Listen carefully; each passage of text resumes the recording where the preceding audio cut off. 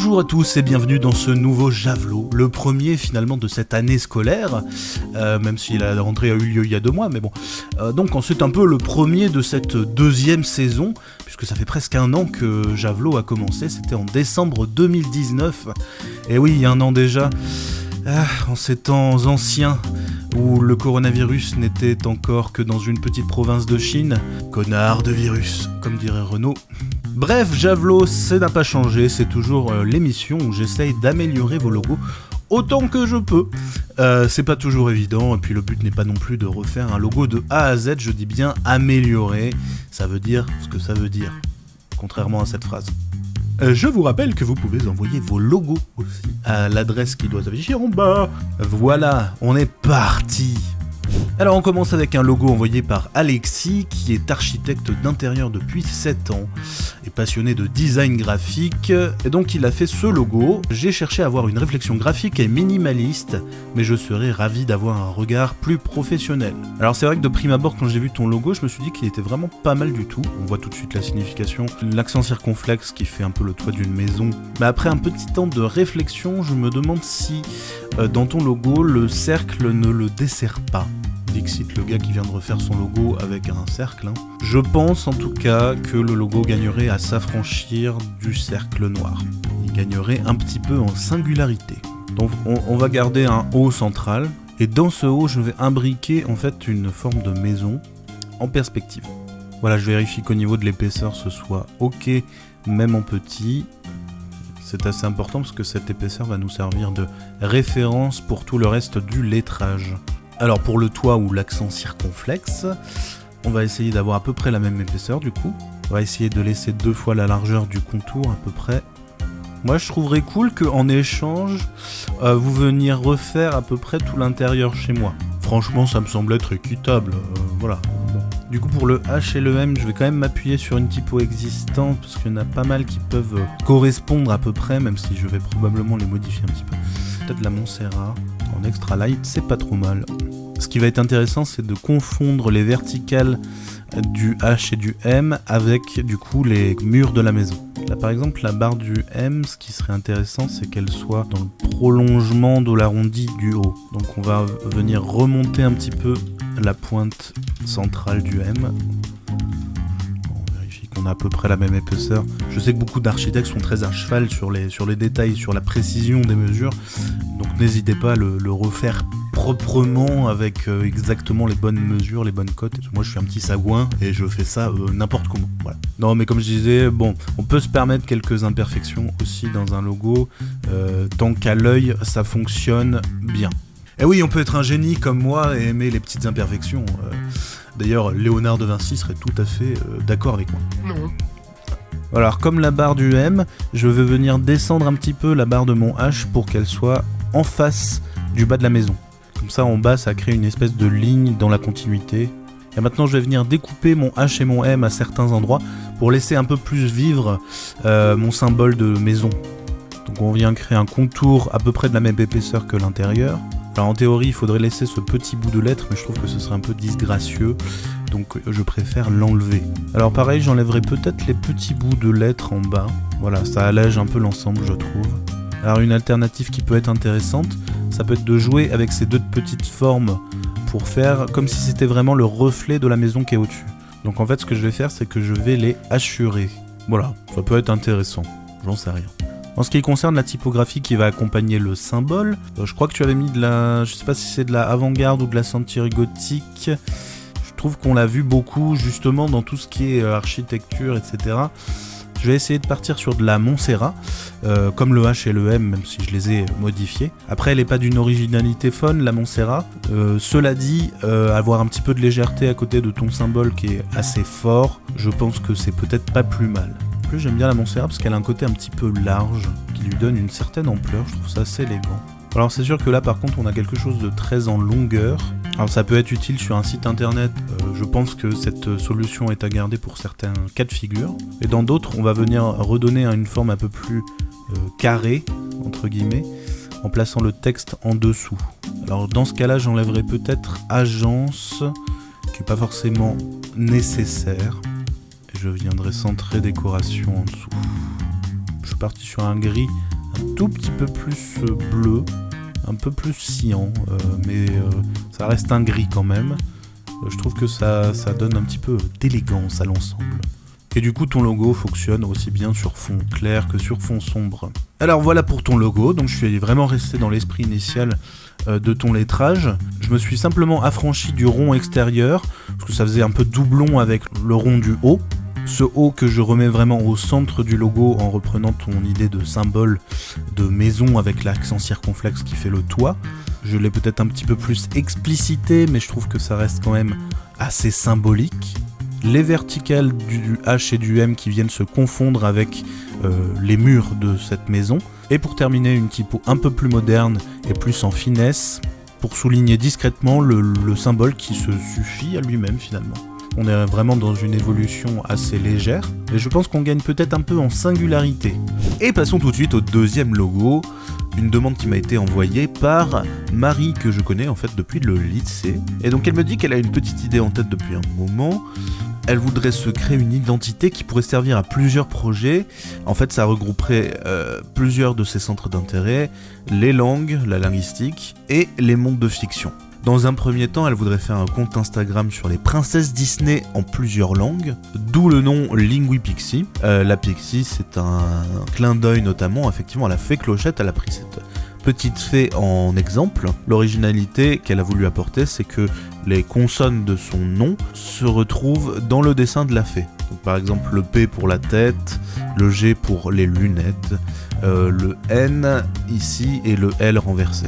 Et donc pour les ailes, j'ai mis un petit peu de temps à deviner. Bon, je trouve que l'idée est bonne, donc je vais simplement essayer de soigner un petit peu plus la réalisation pour que ce soit peut-être un peu plus proche de ce dessin-là, avec des pleins et des déliés, en tout cas des traits un peu effilés, notamment au bout. Bon voilà, on teste une installation, hein. J'ai mis une autre webcam pour filmer ce que je vais dessiner sur ma tablette. Vous me direz ce que vous en pensez, si ça apporte quelque chose ou pas.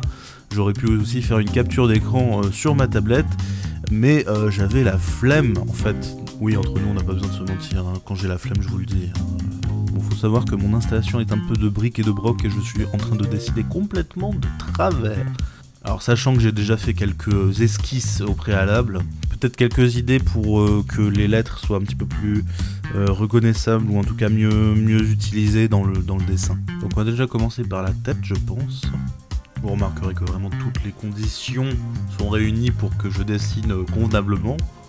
C'est mon quotidien. J'ai régulièrement un chat sur les épaules, mais vous le voyez pas dans les vidéos. Bon, faisons comme si de rien n'était. Alors pour le corps, je pense qu'on va faire le N, pas exactement comme tu l'as fait. Je vais venir faire comme si la barre de gauche du N était le prolongement des cheveux. Voilà, on passe à l'autre jambe avec le L. Alors pour les lunettes, tu avais fait un G majuscule. Je me demande si on peut pas faire un G minuscule plutôt. On reconnaît bien des lunettes et en même temps, si on regarde en détail, on voit bien que c'est un G, effectivement. Et voilà, et donc en ce qui concerne les ailes, c'est là que ça se complexifie un petit peu. Alors ça peut être quelque chose un peu comme ça, mais je suis pas forcément convaincu. Voilà, peut-être qu'avec quelque chose comme ça, finalement assez proche de ce que tu as fait à la base, mais avec peut-être un peu moins de cassure entre le haut et le bas du X, ça peut peut-être fonctionner. Je vais revenir donc repasser sur les traits au pinceau pour avoir un petit peu ce jeu d'épaisseur.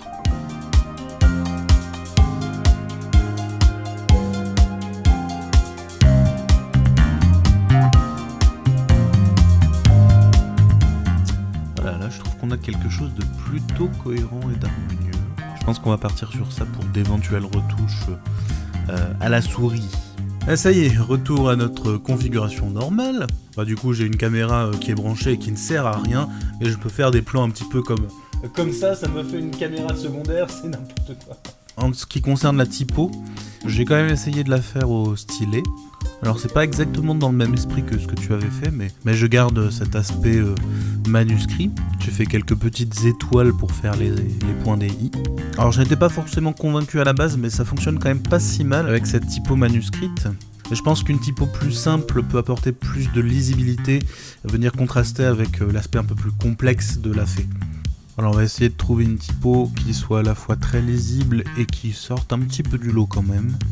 Alors j'aime bien celle-ci. Voilà, donc une typo qui s'appelle Busy. Tu peux t'en servir un petit peu à tout moment. Je pense qu'elle est lisible dans toutes circonstances. Voilà, peut-être que quelque part ça donne un côté plus moderne au graphisme. On peut être une fée et aimer les typographies modernes, ça n'empêche pas. Non mais en plus c'est vrai que cette fée avec ses lunettes là, elle a un petit côté un petit peu matu, un petit peu... Non mais tu vois, moi la Helvetica, je l'ai beaucoup trop vue. Moi je partirais plutôt sur de la Proxima Nova quoi. Soit dit en passant, je vais un petit peu affiner ce visage. J'étais en train de me dire que la courbe n'était pas parfaite. Comment ça, ma courbe n'est pas parfaite? Laisse-moi tranquille! Voilà, après, alors c'est vrai que sur Instagram, les photos de profil, c'est souvent dans des cercles. Sur Instagram, mais aussi sur Twitter, Facebook, etc. Donc, on va peut-être effectivement inclure la typographie dans un rond. Comme tu l'avais fait, en fait. Ouais, c'était une bonne idée. Oui, bon, là, je suis peut-être en train d'écrire à l'envers, mais enfin, bon, vous êtes difficile aussi, c'est lisible, hein, comme ça, franchement... Alors en ce qui concerne les couleurs de ton cercle, ça va plutôt bien dans le thème, ça va plutôt bien avec la fée, le côté un peu féerique. Voilà, ce que j'ai fait, c'est que j'ai juste atténué un tout petit peu l'intensité de ton violet pour aller sur quelque chose d'un peu plus doux, un peu plus pastel. Après, là, en voyant du coup les 3 logos, je me dis que finalement la version noire est peut-être celle qui fonctionne le mieux. Peut-être pas complètement noire, on peut peut-être trouver une couleur unie assez sombre qui soit assez subtile. Voilà, peut-être un mauve assez sombre, comme ça, je trouve ça assez joli. Et voilà donc pour ton logo, je me suis vraiment inspiré de ce que tu avais fait finalement. J'ai juste peut-être un petit peu plus explicité le personnage de la fée en me rapprochant un peu plus du dessin que tu m'avais montré qui vient de DeviantArt. Donc j'en ai fait 2 variantes. Une variante avec à peu près le même dégradé que tu m'avais fait et une typographie manuscrite. Il y a un côté plus artisanal, plus fait main, mais de mon côté, je pencherai peut-être plus pour une version en monochrome et une typographie un peu plus moderne, un peu plus lisible. J'ai rajouté quand même une petite étoile. Je pense que ça ajoute une petite touche, une petite pointe d'originalité, sans que ce soit trop envahissant. Je pense que c'est pas tout à fait parfait, je pense qu'il y a des choses à améliorer encore. On est dans la bonne direction, voilà. Dans les commentaires, n'hésitez pas à me dire ce que vous en avez pensé et si vous avez des idées pour améliorer encore ce logo, pour qu'il s'envole encore plus haut, comme une fée. Et voilà, on passe tout de suite au 3e et dernier logo, celui envoyé par Kevin. Donc Kevin qui tient une communauté sur Instagram sur les transports en commun de France, où il publie donc une sélection de photos. Donc je suis pas forcément passionné de base, mais je trouve que les photos qui sont postées sont plutôt cool, plutôt intéressantes. Si ça vous intéresse d'ailleurs, n'hésitez pas à vous abonner et éventuellement à prendre des photos des transports en commun de votre ville, tant qu'à faire. Ça lui fera plaisir, je pense. Et donc il a créé ce logo sur le web, mais il n'est pas forcément très convaincu. On retrouve le bleu, blanc, rouge pour faire penser à la France, évidemment. Et le côté Instagram très photo avec cet objectif, voilà. Bon, tu es sur un média qui de base ne propose quasiment que de la photo, donc autant expliciter plutôt de quoi va parler ta page Instagram en particulier. Donc ce qu'il va peut-être falloir mettre en valeur dans ton logo, c'est plutôt les transports en commun, donc bus, tram, etc. Alors comme pour le précédent logo, on va avoir encore une fois la problématique, donc le pictogramme qu'on va faire, le symbole va devoir s'inscrire dans un rond, je pense. Alors je suis absolument pas expert en la matière, mais le but c'est que ce soit pas forcément réaliste, mais tout simplement symbolique. Donc là je viens faire le phare. Et surtout me concentrer sur la partie de gauche, puisque après je vais couper en fait à la moitié. Et voilà, donc on a notre moitié de bus qui est faite. Alors, pour le tram on va faire une forme assez moderne, assez ronde, comme les trams actuels en fait. Alors là ça paraît très anguleux, mais je sais ce que je fais. C'est-à-dire qu'avec les dernières versions d'Illustrator, on peut arrondir n'importe quel coin un peu anguleux. Et pour ce genre de forme, ça facilite franchement la tâche. C'est un petit peu comme si j'étais en train de concevoir le design d'un prochain tram, quoi. Oui, non mais c'est ça en fait, j'ai vraiment plusieurs casquettes, je suis ingénieur maintenant. D'ailleurs, en tant qu'ingénieur, je sais parfaitement que les trams ont des phares ronds, pour la plupart. Est-ce que je vais parler comme ça jusqu'à la fin de la vidéo? Oui, peut-être, tout à fait. Est-ce que vous allez tous quitter la vidéo? Oui, c'est probable aussi, effectivement, ouais. Voilà, donc on a à peu près notre tram. Et donc je viens terminer en faisant les rails. Alors je pense qu'il faut juste les symboliser un petit peu. Alors pour terminer, un petit détail dans la continuité sur les deux. Barre transversale, un petit pare-choc, un petit... je ne sais pas. Alors on va même rajouter un petit rétroviseur sur le côté du bus. Et voilà, je pense qu'on a à peu près notre picto, notre icône, avec cette double face bus tram. Et donc en ce qui concerne les couleurs, on va effectivement reprendre du bleu, blanc, rouge. Voilà, le rond bleu avec un gros contour blanc autour du buste tram, ça peut fonctionner je pense. En plus dans l'ordre ça fait effectivement bleu, blanc, rouge. Et alors pour la typo, je pense qu'il faut quelque chose d'assez sobre. Celle que tu as utilisée est un petit peu vieillotte pour être honnête. Donc on va partir sur quelque chose de plus moderne. Donc tout en majuscule, avec effectivement là je trouve que c'est pas mal la Oswald, ça lui donne un côté élancé, c'est pas mal, en jouant un petit peu avec les graisses de typo. Voilà, et donc on peut placer la typo soit à droite du picto, soit en dessous, soit peut-être par exemple pour la photo de profil Instagram, on peut peut-être imaginer mettre TC de France dans le cercle, un peu à l'image de ce qu'on a fait avec le logo Lingui Bixi auparavant. Et du coup sur fond sombre, alors je sais pas si vraiment tu en auras l'utilité, mais ce que je préconise dans ce cas là peut-être, c'est simplement d'inverser la couleur du rond et du contour, donc passer le rond en blanc et le contour en bleu marine. En bleu marine, n'est-ce pas ? Voilà, on commence à faire des blagues politiques, là ça va pas le faire. Et voilà donc pour ton logo, j'ai explicité beaucoup plus le côté transport en commun. Je préfère largement la version du dessus, à savoir sur fond clair. Alors c'est très franco-français, mais en même temps je trouve que c'est lisible. Je pense que c'est tout à fait lisible en petit, et ça c'est important si tu veux le mettre en icône de profil sur Instagram notamment. Voilà, je pense que c'est simple mais efficace. Et voilà pour les 3 logos de ce javelot, passons tout de suite à l'analyse de logos du jour. Et donc aujourd'hui je vais vous parler des nouveaux logos de la Google Suite, qui ne s'appelle plus Google Suite mais Google Workspace. Oui, je pense que vous n'êtes pas sans savoir que Gmail a changé de logo, mais ce n'est pas seulement Gmail, effectivement. Google Drive, même si c'est plus discret, a changé de logo. Google Agenda aussi, comme on peut le voir. C'est tout Googleisé. C'est le cas de le dire, effectivement, comme on le voit sur cette image, on retrouve bien toutes les couleurs du logo de Google. Alors autant on sent que ça n'a pas été fait par hasard évidemment, ça a été plutôt bien étudié pour que tout soit harmonisé, mais peut-être que justement cette uniformisation à outrance fait perdre un petit peu d'identité propre à chaque application de Google. J'en reviens un petit peu à ce que j'avais dit au sujet des dernières icônes d'Adobe, et là c'est un petit peu le même souci, c'est-à-dire qu'on se retrouve avec des icônes très similaires, ce qui fait qu'on en vient un petit peu à les confondre parfois. Par exemple, un changement que je ne trouve pas très logique, c'est le changement d'icône de Google Keep, qui permettait de faire des espèces de post-it, de bloc-notes, de listes, etc.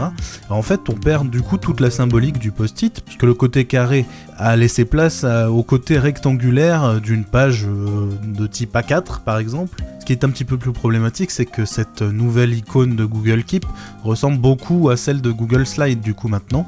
Google Slide, c'est l'équivalent de PowerPoint si vous voulez. J'ai lu aussi certaines critiques qui disaient que ça faisait peut-être un peu trop enfantin. Pour le coup, c'est pas forcément mon avis. Et puis quelque part, je me dis que quitte à bosser sur des documents qui sont chiants, autant que ce soit visuellement attrayant et coloré au niveau de l'interface. Voilà, je n'irai pas jusqu'à dire que c'est mauvais, mais très uniforme, très Google finalement. Et voilà, c'est tout pour ce javelot, j'espère que ça vous aura plu. N'hésitez pas à laisser un petit commentaire, à partager, à liker la vidéo, ça fait toujours plaisir. N'hésitez pas à envoyer, si vous en avez un logo que vous souhaiteriez améliorer. On se retrouve d'ici quelques temps pour une prochaine vidéo, je ne pense pas que ce sera tout de suite un javelot, on verra. D'ici là, prenez soin de vous, prenez soin de vos proches, faites attention, et à la prochaine!